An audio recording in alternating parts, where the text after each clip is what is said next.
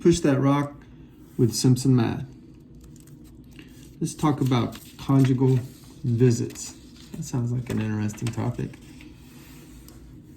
There's a little math joke for you.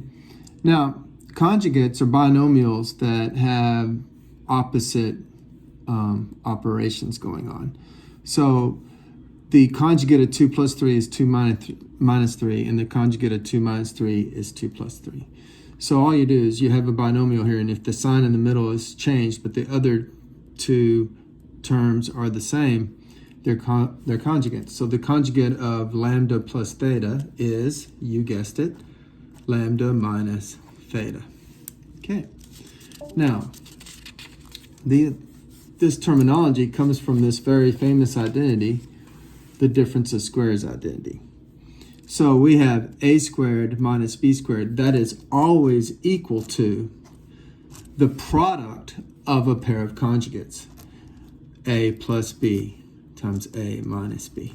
So for instance, if you have 36 minus 16, well then you know that's the same as 6 plus 4, 10, and 6 minus 4, 2. 2 times 10 is 20, and 36 minus 16 is 20.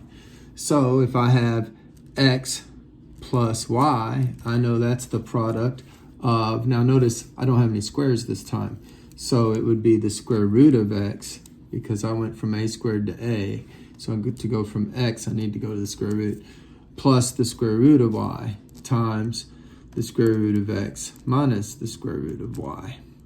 So these two conjugates multiplied together give me this binomial. So this is called the difference of squares identity, and we use it in calculus for problems like this one. Here we have a limit, and we want to know what is the limit of this function as x goes to 5. Now, sometimes you can just direct substitute. I could just directly substitute 5 in for x and see where it goes. You can do that if the function is continuous. I mean, this function is not continuous at 5, and we can see that because if I put 5 in, I get root 5 minus root 5, which is 0, which is undefined. But what if I took that function and I visited upon it a conjugal visit? And what does that mean? That's just my wording of a little math trick. I'm going to multiply by 1. Big fancy 1 here. But I'm going to choose as my 1 root x plus root 5 divided by itself. So I looked down here and I looked at this term and I said, well, I'm going to multiply by its conjugate. But if I multiply the denominator by the conjugate, I must multiply the numerator by the exact same thing, so that I'm multiplying by an algebraic form of 1. Now in the numerator, I get x minus 5 times that conjugate, root x plus root 5.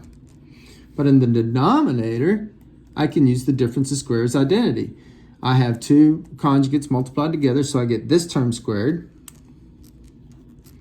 minus that term squared.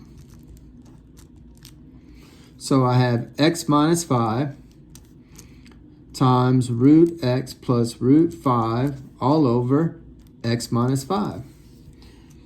Now, if I take the limit of this, I still have a problem because we're taking the limit as x goes to 5, and I still get 0. But notice, I can reduce now. So I have a root x plus root 5. Now, what we did was we multiplied by an algebraic form of 1, and we got an equivalent function that's equivalent to the one we started with everywhere but at 5. For all other x values, this function and this function are exactly the same, and therefore they will have the same limit. We will call that our favorite theorem for limits, our favorite limit property. We're going to say, in fact, OFP for our favorite property. So this limit is equal to this limit because I'm just multiplying by 1, which ends up being equal to this limit because when you multiply by 1, it just simplifies to this. And now I can direct substitute in, and I get root 5 plus root 5, which is 2 root 5. And that's the limit. Math made simple. It's Simpson Math.